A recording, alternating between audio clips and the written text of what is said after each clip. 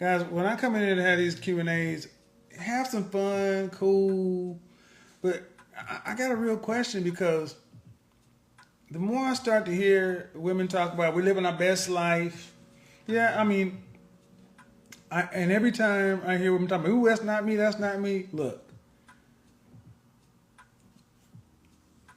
only 9% of black women earn more than $74,000 a year, okay? That means if you're not making $80,000 a year, you need a man. And the stuff we talk about really should not be scary. But why are so many of our sisters relationship avoidant? I mean, I'm gonna be honest. When I sit around and talk to non-black women, because they watch my content too, they hear the content too. They don't take it the way black women do, and I firmly believe because the next lowest group of married women is 54% married. That's white women because they still white women, like every other group of women, expects their life to be with the man. It's not like it'll be nice. No, it's a requirement. So my question is, you know the math. You know the math. You know the math and you know how much money you make. You know that 90% of you make less than what you and a man could get together. Effectively, you're living paycheck to paycheck. Your 401k that you talk about, at best pays about 40% of your salary. You could not take a 50% pay cut. And when we talk about this stuff, you know what ends up happening? A lot of them talk about, I'm a manifested. You mean at 60 years old, all of a sudden you're going to manifest this man who's going to come in and make it all right. Ladies, no. Why are you so afraid?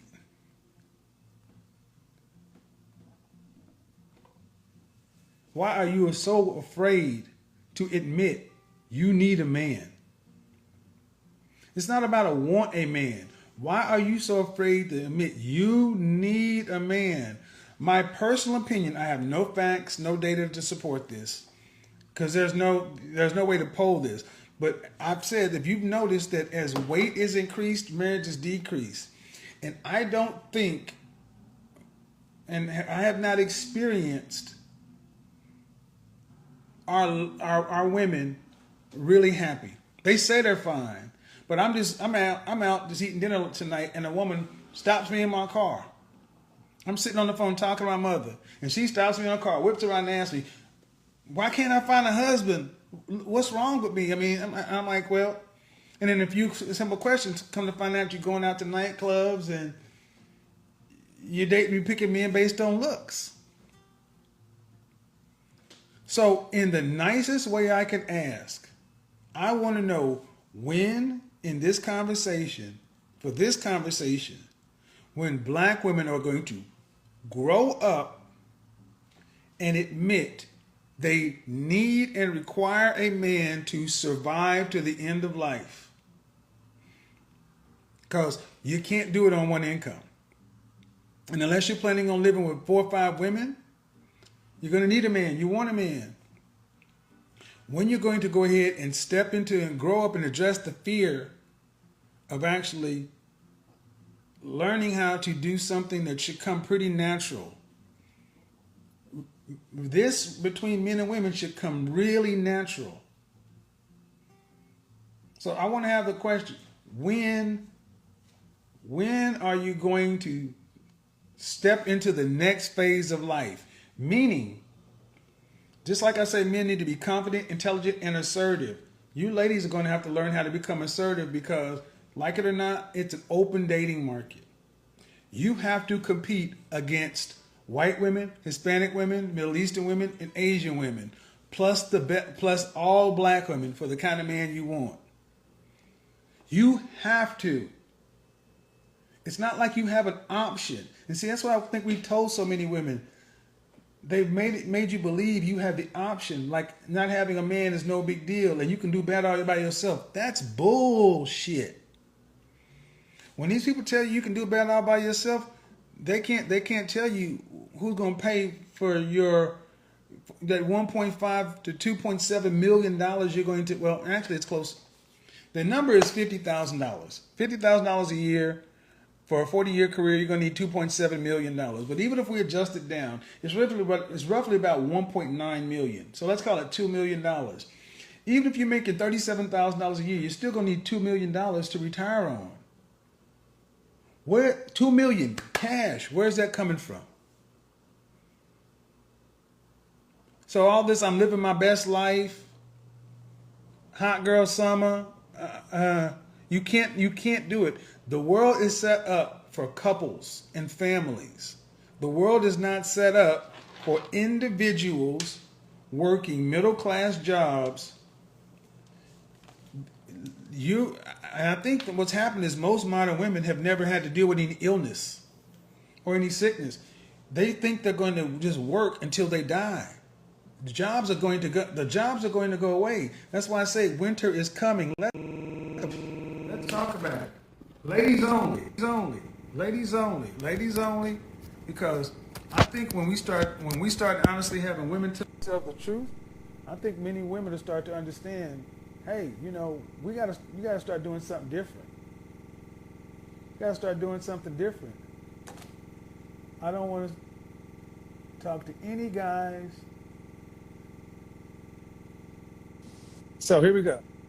And here's the thing, just like I talked to that one young sister. We don't have to cooperate with each other. Ladies, you got to compete.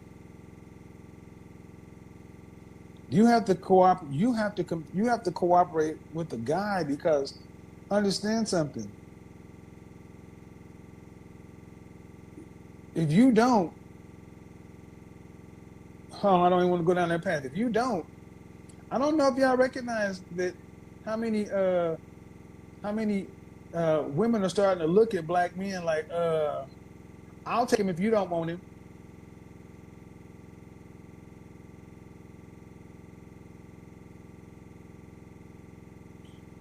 Yeah. She said, I hate women. Yeah, I hate them so much I blocked you because I ain't had time to talk to nobody that silly.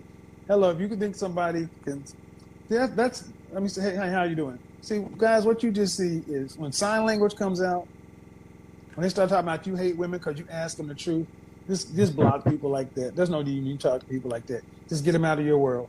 Hey, how you doing? How you doing? Forgive the breathing. I just worked out. Okay. So how old are you? I'm 37. All right. So what's your question?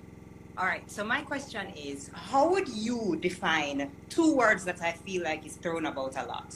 Feminine and submissive/cooperative. And what would, if you could give like an example or two in a situation, that would be great. Because Submission? Different. I feel like submission, respectful cooperation, respectful cooperation. Do you have a job? Mm-hmm. Do you have any people who work to you, report to you? Mm-hmm. When you tell them to do something, you can tell if they're doing it begrudgingly, but they're still cooperating, or if they're doing it respectfully and in a good intention. Right? Definitely. One way they're submitting to you. The other way, they're just doing it because they got to. Men want respectful cooperation. And what if you disagree with the request or the demand?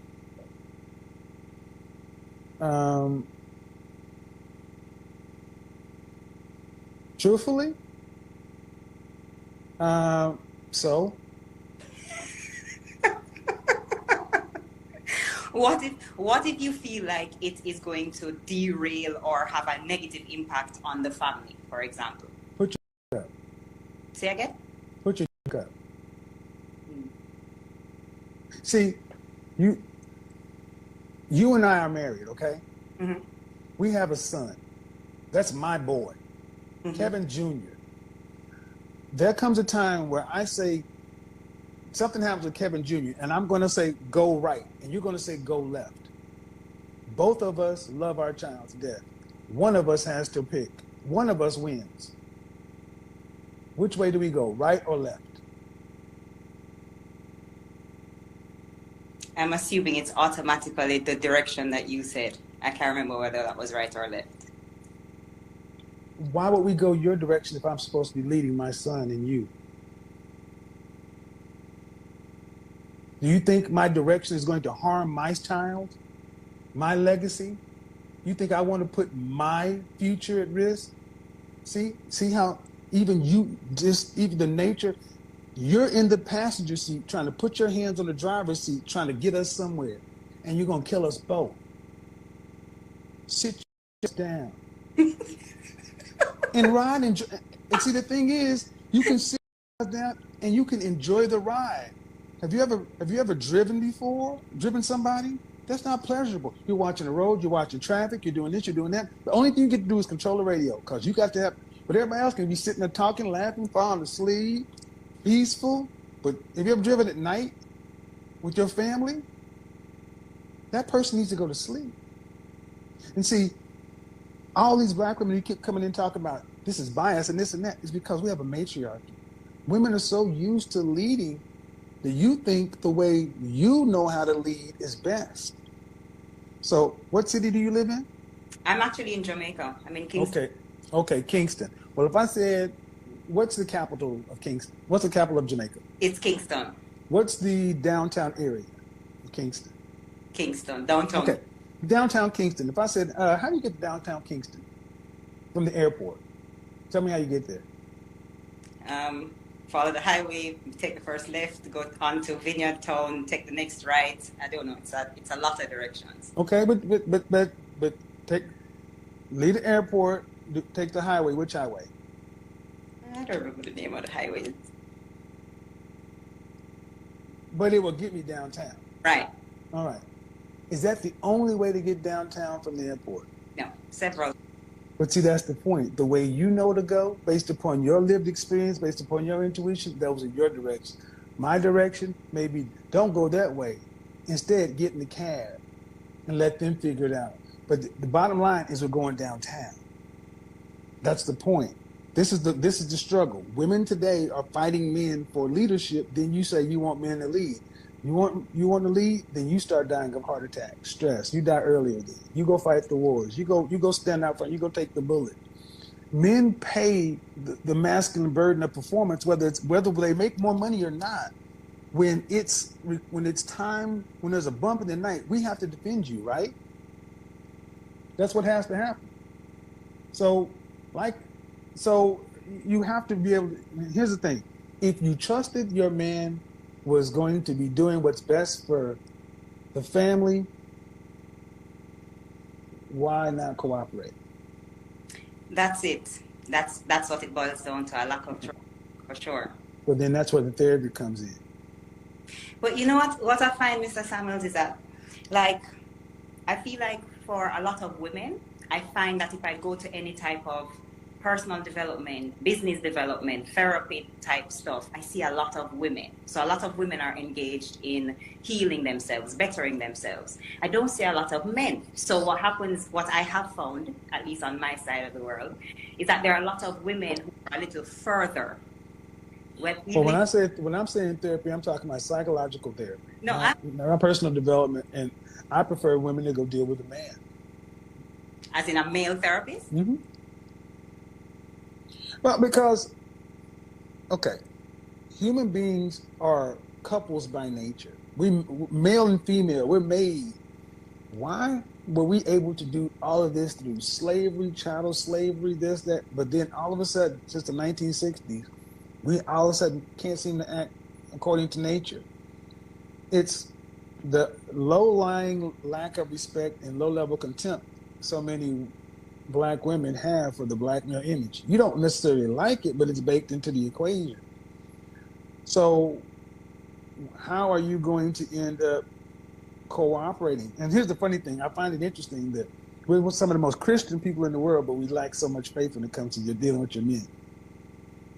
But we're getting more of the same. So it comes down to trust is you have to trust that he's going to do the right thing and he's doing it in a good faith. And because he doesn't do it your way, doesn't mean it's not going to happen. Oftentimes, our way is different than yours, and it turns out better. We just don't want to have to tell you each and every move we're making. This be like in the driver's seat. Okay, I'm going to speed up. I'm going to slow down. Okay, I'm going to swerve 10 degrees. We want to just go. And if you actually trusted where the car was going, you could enjoy the ride. Because the continual asking, are we there yet? And so forth. All you're going to do is make them say, I don't want to drive no more.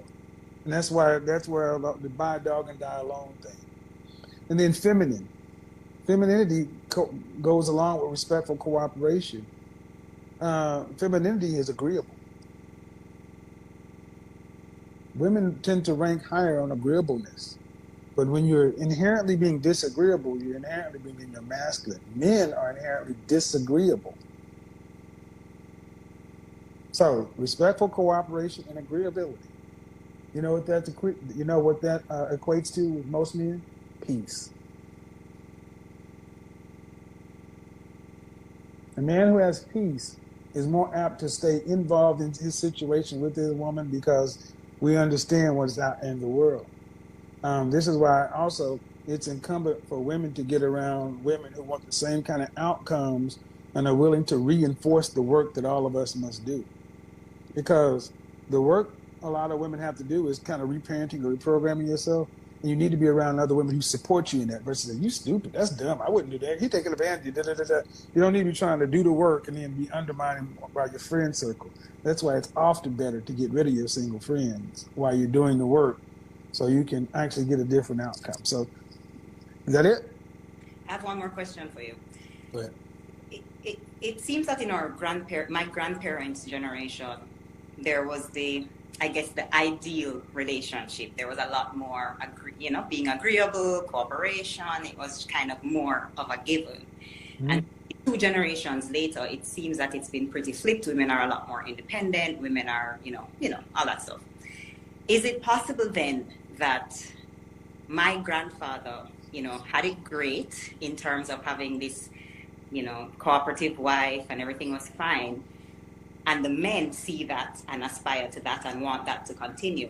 But maybe my grandmother or our grandmothers were fairly miserable, which is why they would whisper to the daughters, hey, sweetie, get your education. Make sure that you don't have to depend on a man. Make sure you don't have to put up with disrespect. Is it that maybe the views of that traditional relationship? My grandmother wasn't miserable. My grandmother was I'm saying, okay, are we saying that basically those relationships that we idealize, maybe they really were secretly miserable? Then I want secret miserable. Then I want secret miserable. I don't give a secret miserable. Because back then, they actually believed in God, believed in honor, duty, respect. They didn't marry based upon their freaking feelings. They did it because because you had to submit yourself to something greater. You didn't go into a situation to talk about what can you do for me. When you were a wife, you came in knowing I got to clean, cook, I got job to do in this house, and my job is to do this. Well, I'm going to tell you that this. Part of the problem is men did our job too well. We've civilized the world so much. You don't have to deal with war, famine, plague. You can walk down the street in relative safety and not have to worry about being accosted or touched by a man that looks like you or a man that doesn't look like you. Back in my grandmother's day, there were no laws on the books that a white man was obliged to respect. So women had to deal with their men for safety, along with provision. But now safety is what? 911. You got women who are going out after dark, dressed scantily, going to clubs by themselves, getting drunk, driving home drunk, and feeling safe as hell. Because we have civilized the world too much. You want to know what it looks like? Give it coronavirus. You weren't feeling so safe then, were you? That's when you had to go out and see there's no water, there's no toilet tissue, there's no this, there's no that. And resources got scarce. And you start looking around and saying, well, how am I going to compete or get the resources that are scarce? I have no man to fight for this stuff. But you're gonna come fight me? You're gonna come fight? You're gonna come fight your male counterparts for it? See, that's the point. So, grandmothers, one, we had a community, we had a church, we had a family, we had a support system. We reinforced that stuff. Today, we have been told. We even have a new version of Christianity. It's called prosperity. God wants you to live your best life. Be happy, such and so forth. And women are getting a completely different message. It is me, me, me, me, me. We have bred sociopaths and narcissistic tendencies, sociopathic and narcissistic tendencies. It's not about a relationship. It's not about the family name. You make the family look good. It's about me, me, me, me, me, me. Well, that don't work. That doesn't work. And if you look at, and it's not just in the United States, you look in Black people in the West. I mean, hell, even on the continent, these things exist. Matriarchies don't work. Why? Because men of other groups of men they ain't threatened by y'all. You know what other groups of men do? They weaponize your sass for their financial benefit to your ruin. They'll hire you, and I want you to understand. I want you to ask yourself, look in corporate America, or look and how many Black women are in places of revenue responsibility, accounting, customer service, HR. Black women are the guards of all of this stuff. And they're weaponizing that so you can protect their stuff. That's your husband, and what are they doing? They're taking the money you're making, and you putting their kids through college, and their wives are at home. Versus you used to take that and defend your family, your brood, our name, our this, our that. It's not about y'all. Y'all have to realize that you're living life as a single, solitary individual, and that is against the feminine directive of any species. The female of the group needs the feminine of the group needs the group for survival. So, did I answer your question then? Answered my question. I have one last, and then I'll wrap up. Go ahead. I'm getting out of here after this, I promise you. What's your view then on male infidelity? Because I feel like that's one of the things that a lot of women are unwilling to put up with, which is one of the reasons they don't. I think it's a feminine argument. Because I'm sorry. When they look at the infidelity numbers, when they do all the data, 28% of Black men in relationships admit to having extramarital or extra-relational affair. You know what percentage of Black women admit to having? How many? What percentage? Yes. 42. 24. You're separated about 4 percentage points. But the way the women talk about it is the men are cheating. No, y'all cheat too. Y'all are cheating more today. Because men cheating to you guys is we're inserting our penis in someone else. You guys will have male attention around you, which is cheating. You know, cheating to a man is if I'm paying her rent and buying her a car. That's cheating. Cheating for a man is if you're giving him your body and your attention. So how many male friends did your grandmother have? How many male friends y'all got? A few. Exactly. So who's cheating? You got men for. Here's the guy I call when I need emotional support. This, that, such and so forth. So you guys are in polygamous relationships. I think it's kind of hypocritical to hear women talk. And I've been the other man before. I've watched how y'all move. Y'all are vicious when y'all cheat. When y'all come out here and throw this, oh, I don't cheat. No, what you really talk about is the kind of man you want. You're worried about him cheating. Well, goddamn, you all want the same 10% of men. But yet, when you can't say that, when your Facebook, Instagram, Twitter, everything else is littered with exes, you want a monogamous committed relationship? Get rid of all your social media. See that eyebrow, folks? See that eyebrow? That's a woman who ain't gonna have That's a non-starter. I don't deal with women that have social media. We got to go. Kevin, social media is a way to market and get business and network. It's a very important part of our like business. Great. Hey, enjoy. You just won't date me. Fair enough. I mean, I'm not telling you can't have it. I just won't deal with you. Fair enough. Because the women I deal with are professionals. Professionals with PhDs, but they're not on social media like that. And if you need to be on social media because of a brand, because you have a stage name, but what percentage of women is that? It's not that much. Right. What it is it's another way to keep one foot in, one foot out, hedging, which is the same thing I started out. You guys are modern women are terrified of commitment.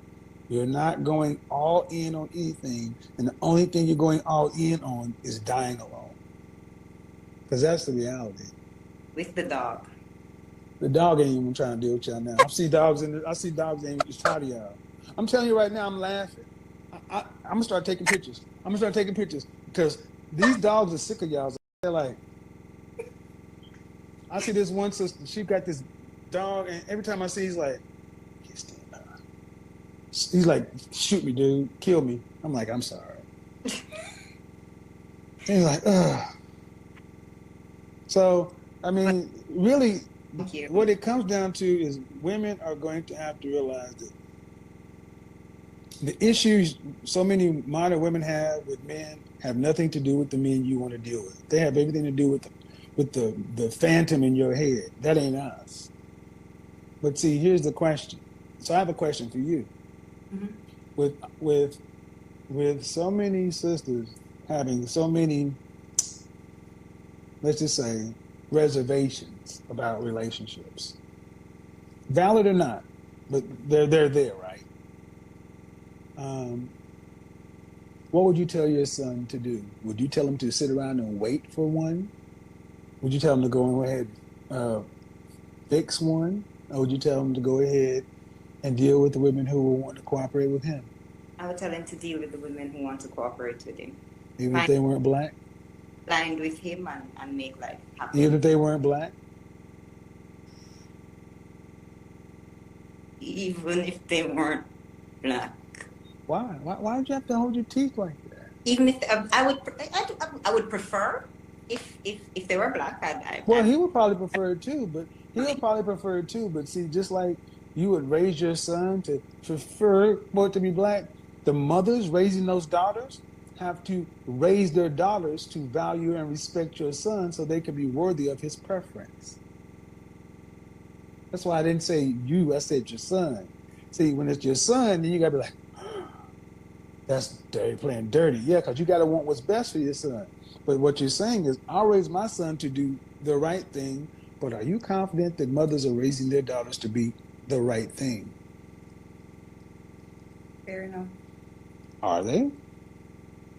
I don't think so, generally speaking. I believe they're raising them to be their idea of the right thing, and they're doing it. Which is by themselves, independent. This is why it's going to take mother therapy, daughter therapy, family therapy. I think that's what it's going to take for most women to come to grips with how they were mothered, whether it's mother-daughter, sister-mother, whatever, the individual, and then get out here and compete, because it is an open marketplace, and you can't ask men to sit around and wait. Is it fair then to ask women to settle in that this guy's a guy, but he doesn't intellectually stimulate you. You guys aren't aligned spiritually, but he's a great option. You know, he'll probably be monogamous. What do you mean? Okay. Settle. You're not, what did you say, the first one?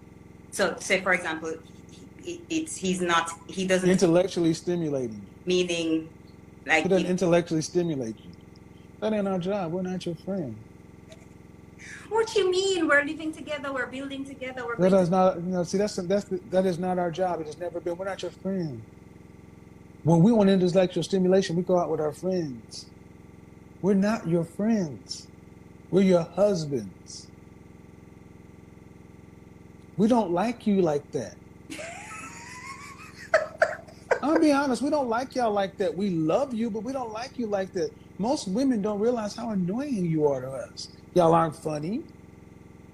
Um, y'all don't understand the stuff that we like. You want us to do what you do. It's like, well, go with your girlfriends to do that. But then you want to sit around and be intellectually stimulated by him. That's not the job description. I don't see Maria asking Jose to intellectually stimulate her when she comes across from the Rio Grande. I mean, where do y'all get this stuff from? This was heaped up. I don't. My grandmother didn't say, you know what? I sure did love that dude with the fourth grade education because he emotionally stimulated me, mentally stimulated me. That ain't our job. Character protection provision. So get emotional, get intellectually stimulated with your friends and your kids. That's what we do. We don't do that with you guys. And that's one of our mistakes. We've done that stuff to our detriment because give a mouse a cookie, ask for a glass of milk. Y'all never satisfied. Y'all won't have us watching beaches and you know Lifetime movies. Then the second one, you say you're not spiritually aligned. Well, that's different. If you're not spiritually aligned, well, sounds like the time for you to convert. Okay. Um, Let me be cooperative in this conversation. Well, I'm just saying. Okay, who's supposed to convert? Is the man supposed to convert to your religion? No, it's In up. the world, do women see? That's the point. See, and the fact that you even got to swallow so deeply on something that you know historically, from an intellectual standpoint, is something that happened often. Women converted from Christianity to Judaism or to Islam to marry their man. But it's like, what do y'all have to sacrifice or give up to be with a black man? What do you have to give that cost you? Uh-oh. Hold on. What do you have to give that cost you that you haven't given to another man that we want?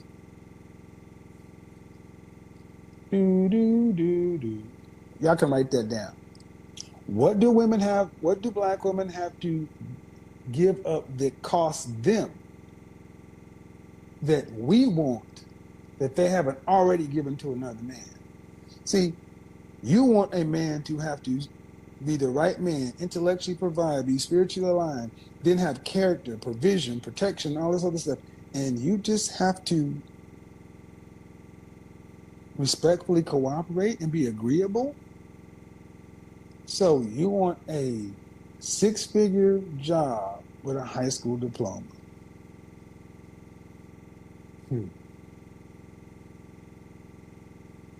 And we look at our people who come into this country illegally, who stand in front of the Home Depot or the day labor center, such and so forth. And these guys are doing work that our grandmothers or grandfathers used to do. You see what say legal immigrants do, but they get respect, they get submission, and it's not about money. In our community, women have lost real sense of a man's value. Go ahead. So when does a wife or a woman have the right to argue, to voice a disagreement, a disapproval, or is that just not to be Oh done? yeah, you have the right. You certainly do. We want to hear your point of view, but you don't do it in front of people. You don't raise your voice, and it's done in good faith. We don't want yes women. We don't want to just say we're going here, yes dear, yes dear, yes dear, because women have female intuition. You're the more social of the group. You often see things that we don't. That's why you're feminine, beautiful, and inspirational. Women have a muse effect on men, an ability to inspire. My grandmother was a guide stone for my grandfather, but she also trusted him. But you do it one to one. So if I say we're going to move to Alaska, you can tell me, well, okay, I'm with you. That's most important. But here are my concerns. Don't know anybody in Alaska, the kids' school, this, that, and so forth. All right, here's the plan. Here's what we're going to do. Here's how that's going to be taken care of. It's my job to lay it out in front of you so you can understand how to nest inside of the plan. I can't just come home and say, pack up, we're going to Alaska. That's a bad leader. It's a bad leader because there's no way to nest in insecurity. Now, how do we take risks? I have to come to you and say, wife, okay, we have stable. We have cement floor, brick house, but it's small. In order to get more, I need to go over there where there's more competition and more opportunity. We're going to have to take 1 or 2 steps back, but I'm going to do the work required to give us 5 steps forward. I need you to support us while I do that. You're here for me, right? And in this, when you say, I'm here for you, but here are my concerns. All right. Then I need to address your major concerns. And then say, all right, here's your major concerns. Everything ain't going to be mapped out. All right. So we're going to go there. Pretty workable for the most part. Would you find that most men, generally speaking, most Black men are good leaders in the true sense of the word? Well, I think that's a loaded question. I mean, it's kind of hard to be a good leader when 80% of us are raised by women. I think you get the leaders that you want. I mean, there's no reason to have so many fathers out of the household.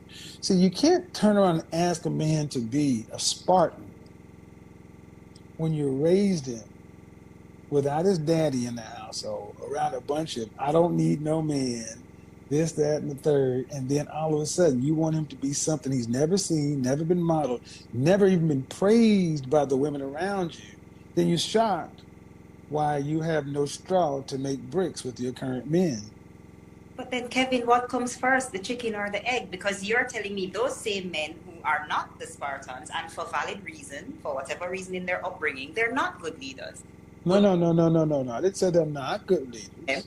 Some of them. But you're telling me be agreeable, be cooperative, when you know that their past has them fairly flawed on the leadership aspect. So how do I trust the leadership? I didn't say their past has been fairly flawed. I didn't say their past has been flawed. You put that in there. See, you asked me, do I think the average Black man is a good leader? I said, I think it's a disingenuous question because you're asking a group of men who have raised 80% women.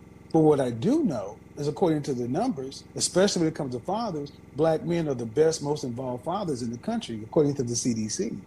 That's why you have non-Black women rushing in to get Black men, because we were raised in the matriarchy, because we are much more likely to listen to our women than other men who are raised in the patriarchy. But you're also going to have to learn how to be able to be more supportive of your men, because we're so used to seeing in our Black community Black male leadership be questioned. So here's what we can't do. We can't say, well, Kevin, do you think the average Black man is a good leader? And then let's just go with the answer that I think your question, let's go with the answer that I think you were kind of getting. Well, not so much. Then you can't get mad when you show up with a white woman.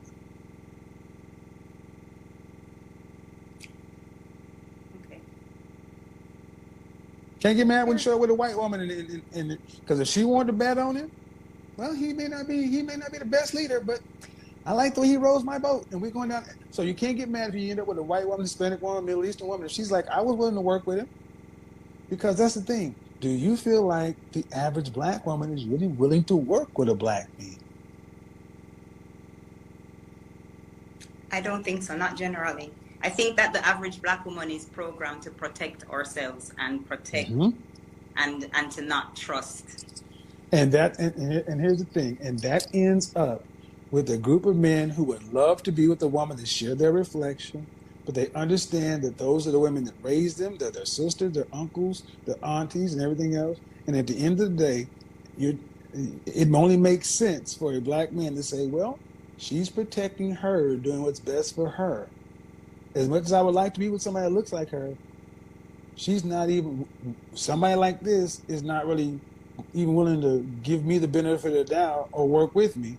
So why should I turn down these women who are knocking at my door saying, hey, I like to? Where the average black woman is today, for whatever reason, is on the path to being alone. Because you remove black men out of the equation, what group of men is rushing to get you?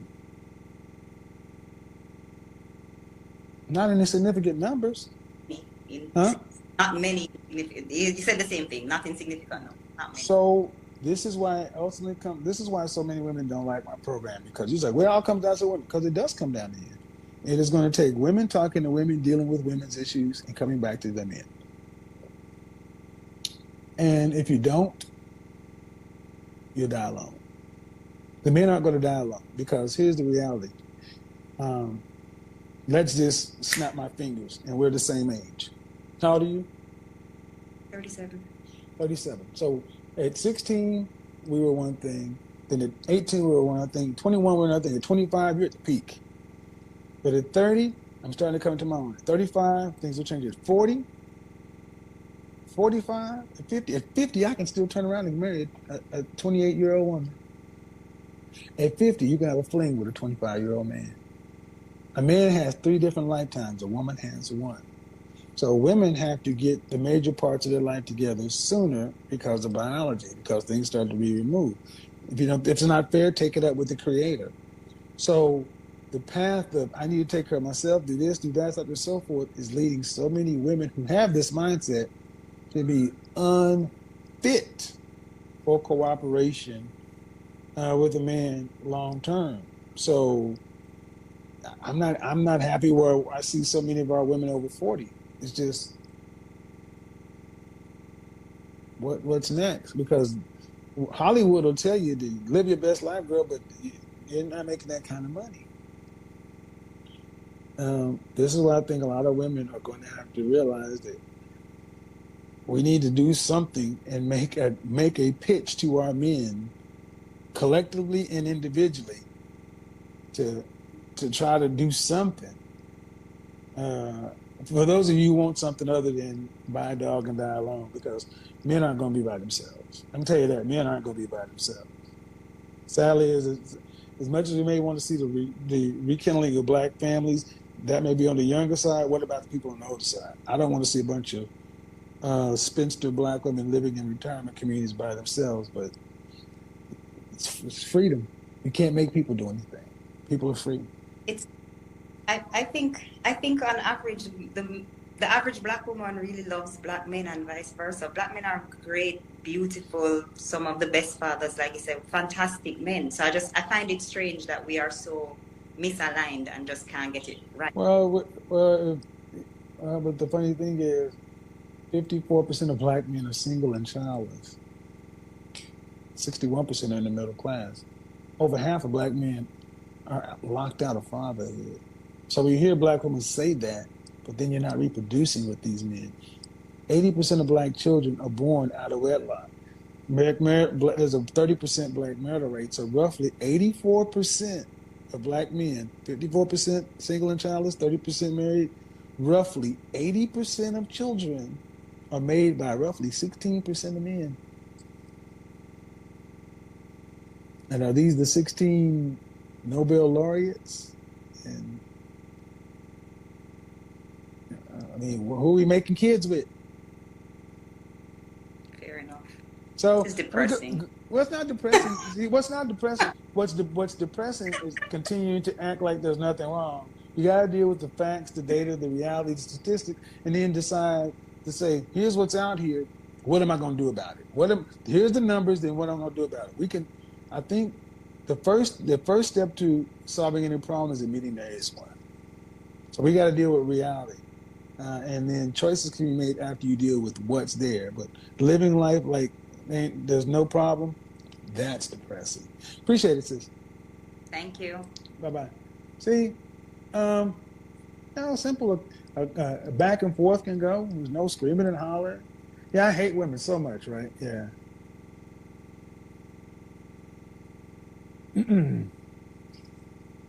Next one's got to be shorter. Look, I didn't make it this way, ladies, but it's going to be required for you guys to come to your